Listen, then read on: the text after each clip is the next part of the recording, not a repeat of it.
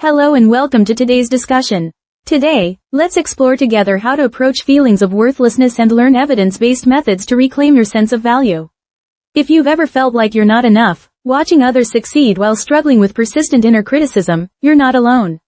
This theme was chosen because recent scientific research has revealed fascinating insights about how our brains form self-worth, and researchers have discovered practical methods that can help support positive changes in our neural pathways.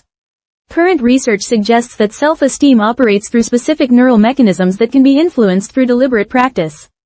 A comprehensive meta-analysis published in 2025, which aggregated data from 40 unique studies, found significant associations between self-esteem and various health outcomes. The researchers examined effect sizes across multiple life domains and found moderate to large improvements in relationships, work performance, mental health, and physical well-being when self-esteem was addressed through evidence-based interventions. This research found that neuroscience studies using functional magnetic resonance imaging with 107 participants revealed how self-esteem modulates brain response patterns during social interactions. The hippocampus, which is a critical brain region involved in memory and emotional processing, shows measurable changes that correlate with self-esteem levels.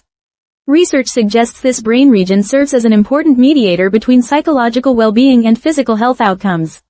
Studies on cognitive behavioral therapy interventions show promising effectiveness for addressing low self-esteem. Systematic reviews report effect sizes of 1.12 for weekly cognitive behavioral therapy sessions specifically targeting self-esteem concerns. A study published in 2024 in Scientific Reports examined combining mobile computerized cognitive behavioral therapy with brain oscillation techniques, and found that treatment effects persisted for 6 months, with participants showing sustained improvements in self-worth measures. Current research suggests that genetic factors contribute approximately 30 to 50% to self-esteem levels, while environmental factors and interventions can significantly influence the remaining malleable portion. Brain imaging studies consistently indicate that interventions targeting self-esteem may activate neuroplasticity mechanisms, which are the brain's ability to form new neural connections and pathways throughout life. Now let's explore some practical methods that research suggests might be helpful. It's important to note that these are general approaches, and what works can vary from person to person. The first method is what researchers call a neural pathway interruption technique. This approach is based on research indicating that negative thought patterns can become automatic over time, but they can also be interrupted and redirected. When you notice negative self-talk occurring, research suggests that responding within about 3 seconds might be most effective. The method involves acknowledging the negative thought, perhaps by saying, "Stop," either out loud or mentally, and then consciously redirecting to a predetermined positive or neutral statement. This technique is thought to be effective because it interrupts the automatic negative thinking pattern and creates space for more balanced thoughts. Studies suggest practicing this approach 10 to 15 times daily might help strengthen new neural pathways over time. The second approach is based on self-compassion research, which has been extensively studied by researchers like Dr. Kristen Neff. This method involves 3 components that research has identified as important: mindful awareness of your suffering, recognition that struggle is part of the common human experience, and treating yourself with kindness. When experiencing self-criticism, the approach suggests speaking to yourself as you would to a close friend facing the same situation. Research indicates that approximately 5 minutes of daily self-compassion practice might increase self-worth measures by about 23% within 8 weeks, though individual results can vary. This method is thought to be effective because it activates the brain's caregiving system rather than the threat detection system, which might help reduce stress hormones and promote feelings of safety and connection. The third method involves what researchers call behavioral activation for building self-worth. This approach is based on research suggesting that engaging in activities that provide evidence of competence can support positive self-perception. The method involves choosing tasks that are slightly above your current skill level but achievable within about 30 minutes. Completing one such activity daily and documenting your accomplishment might help create positive feedback loops. Research indicates this approach might strengthen neural pathways associated with self-efficacy.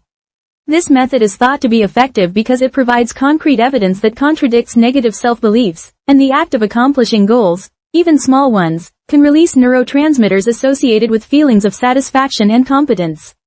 The fourth approach is a cognitive restructuring technique that has been validated in multiple clinical trials. This method involves examining negative self-beliefs systematically by writing down supporting evidence, contradicting evidence, and developing a more balanced perspective. Research suggests this process might help weaken negative neural patterns while strengthening more realistic self-assessment capabilities.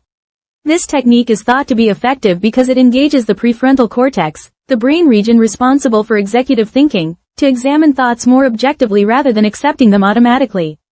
When practicing these methods, research indicates that avoiding certain common pitfalls might be important. Many people expect immediate results, but brain changes typically require 4 to 6 weeks of consistent practice to become noticeable. It's also suggested to practice these techniques during neutral emotional states, not just when feeling bad, as this might help build stronger neural foundations. For maintaining these practices over time, research suggests setting phone reminders for practice times, tracking progress weekly using validated measures, and celebrating small improvements to maintain motivation. Studies indicate that consistency might be more important than perfection, and that even small amounts of daily practice can accumulate meaningful benefits over time. To summarize what we discussed today, here are the key points to remember. First, self-worth appears to be controlled by brain patterns that research suggests can be changed through practice. Second, daily thought-stopping techniques might help rewire negative neural pathways over time.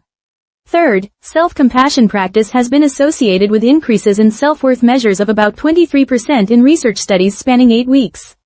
Fourth, engaging in mastery activities might provide concrete evidence of your value and capabilities.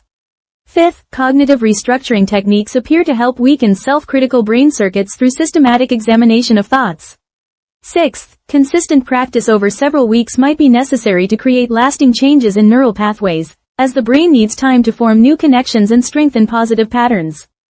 As we conclude today's discussion, I want to emphasize that building self-worth is often a gradual process, and research suggests that small, consistent steps can lead to meaningful changes over time.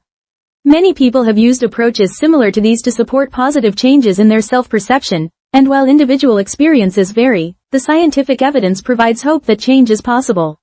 Remember that your brain is designed for learning and adaptation throughout life, and each moment of practice might contribute to building the confident, valuable person you have the potential to become. If today's discussion provided any support or useful information, please hit the like button to help others discover this content. If you'd like to continue learning about mental health topics together, please consider subscribing to our channel. May your heart feel a little lighter after today's discussion, and thank you for listening until the end today.